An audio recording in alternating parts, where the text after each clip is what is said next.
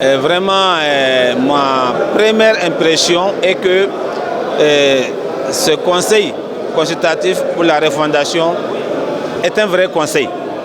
C'est des citoyens vraiment importants qu'on a réunis dans cette salle. Chacun a une responsabilité dans son milieu. Chacun est important déjà dans son milieu. Chacun apporte son édifice à la construction de son milieu et du pays.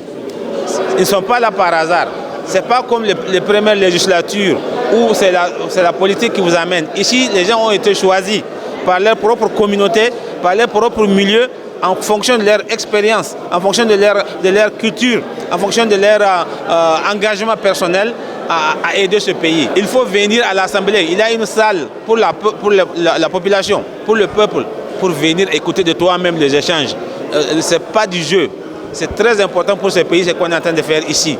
On parle de la sécurité, on parle de l'éducation, on parle de l'économie, on parle vraiment de la refondation, de la souveraineté de ce pays-là. Tout le monde est engagé pour que ce pays-là soit rebâti sur de nouvelles bases. Donc vraiment, moi je conseille aux Nigériens de soutenir ce conseil-là. Il sera difficile d'en avoir un deuxième comme ça. Nous sommes là, c'est pour réfléchir et faire des propositions. Et au cours des travaux de commission, en tout cas les commissions ont fait des recommandations et des propositions qui seront transmises au ministère de l'Intérieur qui va faire qui va encore amputer tous les documents acquis de droit. Les choses se sont passées dans la plus grande symbiose.